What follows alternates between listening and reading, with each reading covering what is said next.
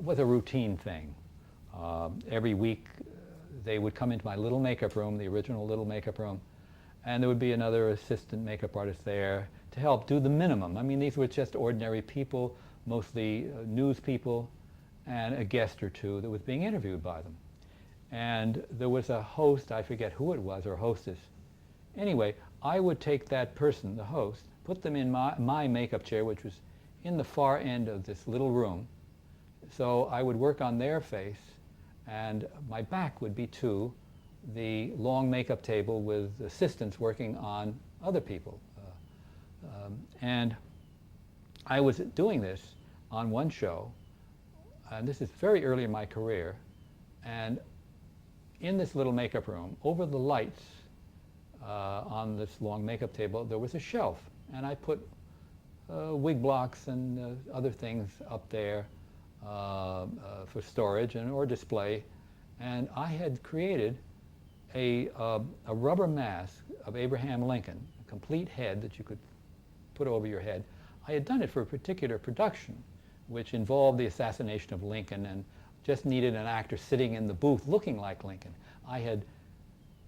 This particular mask was my great delight at the time, because I had acquired a life mask of Lincoln, and from that I had been able to make a duplicate, a mold and a rubber mask that really looked like Lincoln. I glued the hair on and the beard and so forth. So this is on a stand up there on this shelf, and as I turn around for something or other, as I turn around, I see that some young man has gotten up from his place at the table and has picked this thing off of the stand and is stretching it over his head. I'm both shocked and outraged, and I run over to him and I seize it out of his hands, and now all talk stops immediately in the room. I seize it out of his hands, and I said, "How dare you take that? Don't you see the sign says, 'Do not touch. This is a very valuable mask, and you could have ripped it.'" And he's standing there like this, kind of trembling under my wrath. And I put it back on the shelf, and I storm back to the corner, and I pick up my sponge and start continuing the makeup, and I'm saying, "The nerve of some people, I mean, my goodness," and I'm muttering. And the host says, quietly, says, "You know who that is, don't you?" I said, "No, I don't know. It's King Peter of Yugoslavia." I said, "Oh, really?" He wasn't king anymore, and I think I kind of buried his ambitions at that point. If there was a king of NBC in 1948, it was Milton Berle. What was your dealings with Milton? Milton Berle was a pain, a real pain. He was terribly egotistic, dictatorial, very opinionated. He wasn't well liked by his guests, because all his guest stars were always told what they did wrong by Milton. He did this on one occasion with a famous metropolitan tenor, Lawrence Melchior. Melchior didn't have much of a sense of humor. And of course, Berle's practice, if you remember those shows, was to allow the guest to do one serious number, whatever he did. And then also, but the guest also had to do some burlesque act with Milton. And in this case, Melchior was supposed to be a barber and kind of take off on the Barber Seville, I guess. But anyway, the action was that Milton would be coming in, running away from somebody, come in the barber shop, plop down in the barber chair, and ask Melchior to hide him. And so Melchior was supposed to pick up a pail of suds, take a large paintbrush, and lather him with suds, then pick up a prop wooden razor, straight razor, about a yard long, and shave off the suds, then pick up the bucket and pour the suds over his head. Well, Berle told Melchior that he wasn't singing in time to the orchestra in his own number. And Melchior didn't think that was amusing at all, and so he was in high dudgeon when this live act is taking place.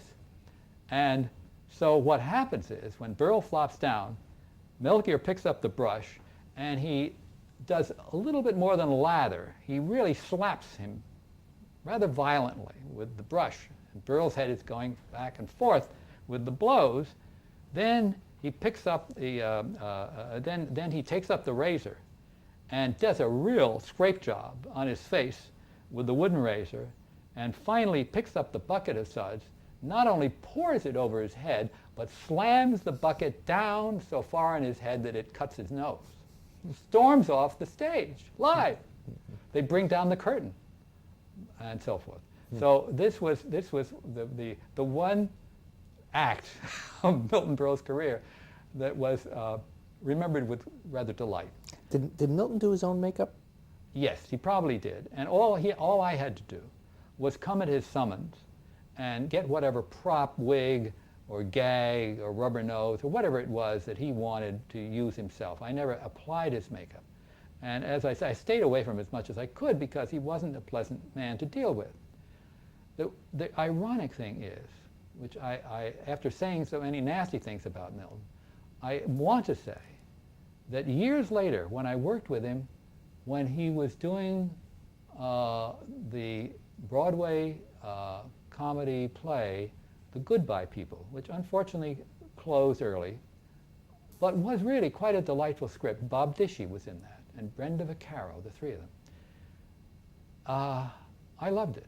Milton was supposed to play this old codger, and I had to put foam latex jowls on him. I designed this makeup.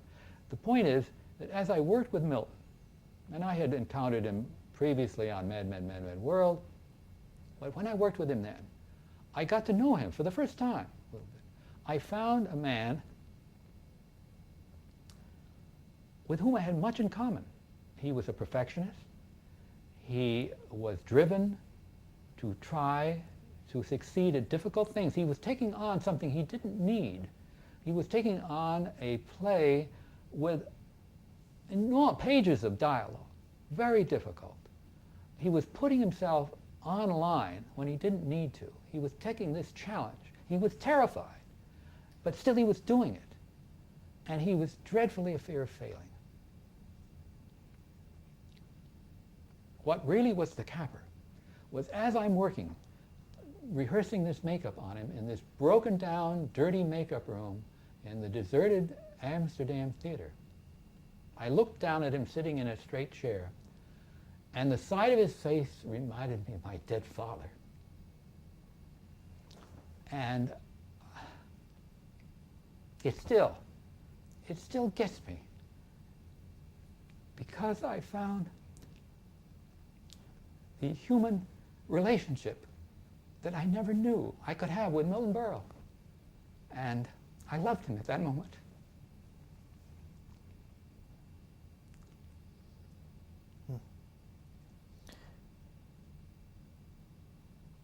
Change your opinion dramatically, It did indeed. even to this day. Oh yes, oh yes. I don't say Milton has become an angel, but he's a human being and he has good parts. He is not just what he seemed to be when he was king of television. He is more than that. Did you admire his work for the show itself in '48? Oh, it was funny in a burlesque way, but I wasn't a great fan. Yeah. Now well, that brings up actually one other point about the early days, which was backstage. Was there lots of tension backstage in those live shows? Did everybody know what their jobs were? What was the feeling backstage during the show? I think the tension would be not so much backstage as in the control room. There was plenty of tension. The director and the technical director really had their hands full, and the director, of course, really depended so much on the TD.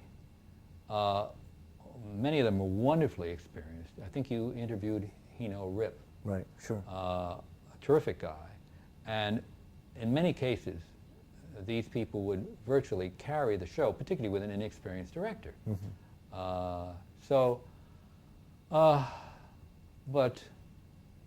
Yes, going through a live show for these people was rough. And things would go wrong, People would forget their lines. All kinds of things would happen. And where were you? But backstage, everybody knew their job. Backstage, I don't think was the problem. I mean, actors were cued on.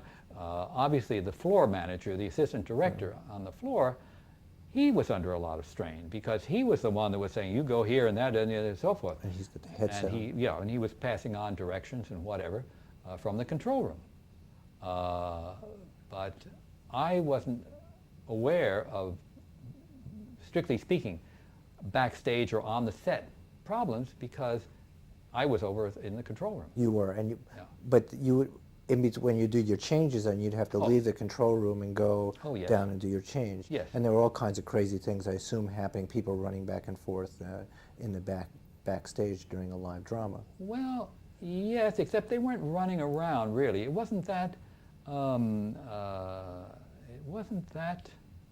I don't remember it as being like Grand Central Station and a thing like that because there were usually a limited number of actors, and they were, where they would get their next cues, or they were off the set or whatever. And I just don't have a feeling that it was that frantic. I want to ask you about your most important quick change, but you just reminded me of something about a limited number of actors. Did you work on the show Night to Remember, the Titanic show, which George Roy Hill directed? It was a craft with 100 actors.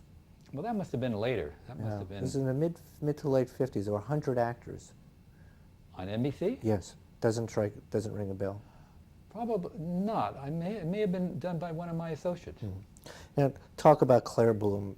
This is the classic quick change. Okay. And that has to be done. Right. Claire Bloom and Victoria Regina. Well, it's the old classic where we start, Act One, we start with the young princess, not yet queen, but about to be. And Claire was the right age for the part. She was, I think, under 30. She had very dark hair, dark brown hair, and it was decided that she should have a lighter color, more of a mousy brown or something of that sort. So it meant right off the bat she had to have a wig, even from the young scenes. And I was very fortunate in having a hairstylist named Virginia Darcy, who had been trained in Hollywood and was skilled with irons and every tool that you could think of, and was marvelous with wigs and so forth. And without her, couldn't have done this.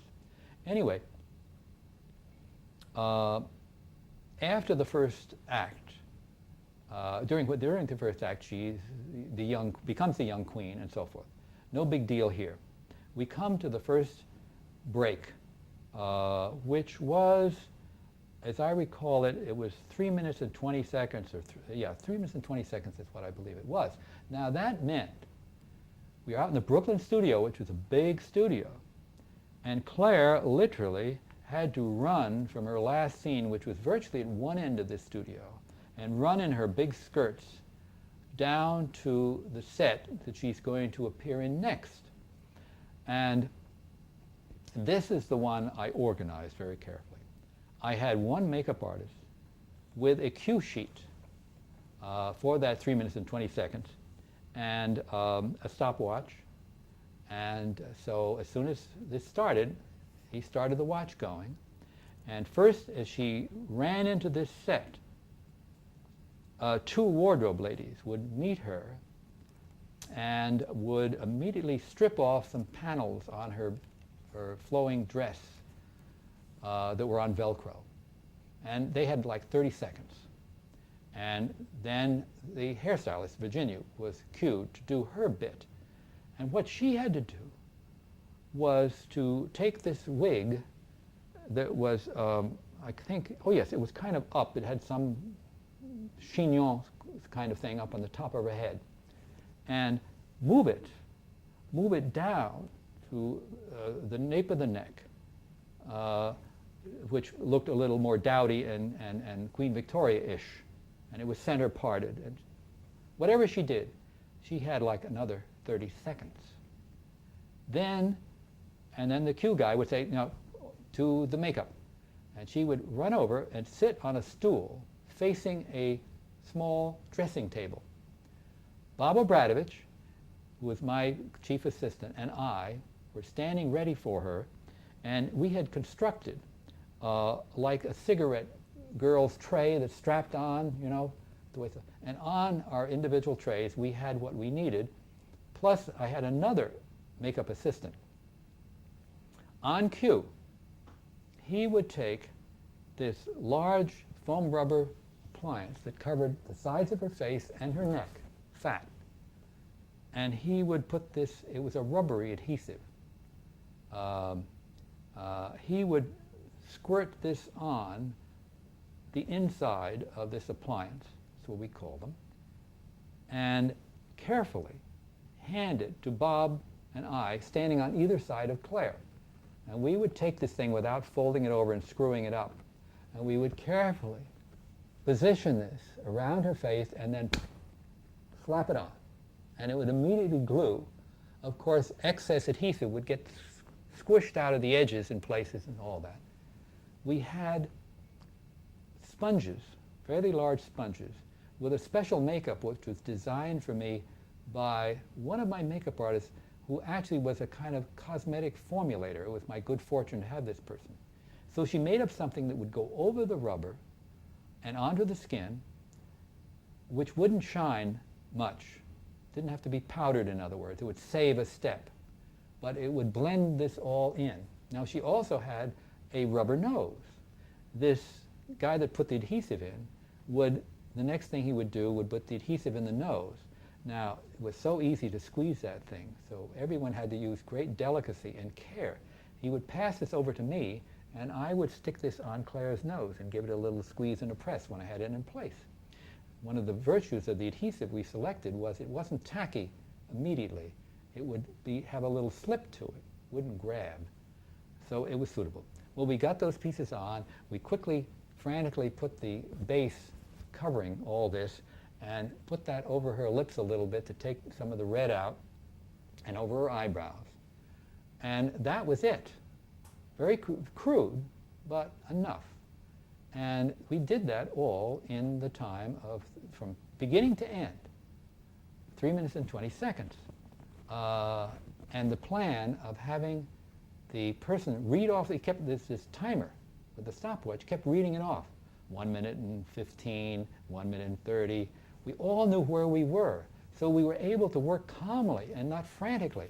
I mean, if we're putting this stuff on and he's only gotten to 3 minutes, we know we got 20 whole seconds left. And so we could take our time and I'll smooth this a little bit more. I got time to do that. I can fix this. Great. You know, and we could wait until 3:15, 16, 17, we're gone. She starts out as a young girl, and Yeah. the first change is 2 minutes, and you move No, the no, wig no, back? no. 3 minutes and 20 seconds from beginning to end in this commercial, Right. and she comes out supposedly middle-aged and chubby. What's the next? Okay, so you push her out then. Now what's the next one to make her? The next one, we had only 1 minute and 40 seconds, and she goes to like 60. Mm-hmm. Well, what I did next was I put on a piece on her lower lip and chin, which really adds a lot of age because it changes the mouth shape and the chin and all that. And I think, I'm not sure, maybe a certain amount of upper lip. I know I had heavy eyelids, which look aging and look like Victoria. And I also had eye bags. And those were put on. I devised a tiny clamp made out of a bobby pin. Each one had one of these attached to the middle of the eye bag, say, or the eyelid. And again, a little adhesive would be put on the back. I could, with this handle, this little pin attached to the appliance, I could literally put the eye bag in position as she looked up and put fingers on either side of it, pull away the clamp, and it was on. I also made like a large rubber stamp of some forehead wrinkles. I put on a kind of a slightly dark flesh color on their makeup and literally stamped wrinkles on her forehead like that. So those changes, oh yes, her costume change was very simple. I had made a dowager's hump out of foam rubber. it was sewn underneath a big black shawl. That was the costume change. It just went over her shoulders. The wig, now here's where Virginia Darcy did herself proud. There was no time to take off this wig. It's all pinned on. She put on a gray wig, you know, a typical Victoria pinned back with a bun in the back, with a little pillbox hat and some veiling sewn to the wig. She got that wig on over the other wig without it looking wiggy. That was, I still don't know how she did it, you know, wonderful. So we did that in 1 minute and 40 seconds. All that stuff went on, you know, and the wig and the whole thing and so on. Now poor Claire, especially the first change, when she's sitting there at the dressing table, she's sitting there holding still in terror. She is so nervous, I can see her hands are just, you know, vibrating with nerves. And it truly was a kind of frightening ordeal, even though we'd rehearsed it. But she, you know, did well. It all went through. The thing that killed me, well, then I have to continue with the story first. There's one more change. This story has a final scene at her golden jubilee, whatever it was, when she's like 80. And there's a great public celebration, and we find her by herself reminiscing, missing her beloved Albert, who's been dead some years. And so its voice, originally the script called for her to be talking to herself. I said, hey, we can't possibly add another makeup. Why not take a double and make them up to look like old Queen Victoria? No one will know the difference. And have Claire do a voiceover. And then she gets wheeled out by a couple of Sikhs in her wheelchair out onto the balcony. They do a fancy camera shot, a crawl and a dolly in. We hear the cheers of the multitude fade out. That was all agreed upon. I selected a double and made my first really complete foam rubber mask for the double. All would have gone fine. But when we come to this last scene, the two actors who were supposed to be pushing her out on the balcony, something happens. The wheels won't turn. They are pushing and the wheelchair is not moving. And time is running out. The clock is going. We're already overtime. And the director is screaming, push, push, get her out, you know, screaming. Finally, I talked to them later and found out they didn't know what was happening. And after a while, they just shoved her out by might and main and skidded this thing out. The camera came in, did the crawl as fast as it could, zooms in, big, lovely close-up at the end. Everything worked fine. Black out, fade out, and the crawl starts going like crazy. And they went off the air, they cut just before it came to the makeup credit. However, all the reviews, there were 3 reviews, and each one of them singled out the makeup. In fact, one of them really said something like it kind of redeemed the show. It was the only good thing of the show was the makeup triumph and so forth. So at least we got some credit the next day in the papers. But that was truly, you know, the most perfect makeup change that we ever did in live television, and that was the last. I mean, after that, it was all tape. Would you say that was your greatest change? Oh yes, no question. No question about it. And I learned that we didn't do that many, but for aging, we had done the early one with Anthony Marchand was really the first one, and I learned I made so many mistakes and learned from that. And this one, you know, was similar, but so much better in every way. Mm-hmm. Your techniques were really learned on the job, the air and developed on the job. Oh yeah. Let's just talk about that in a minute.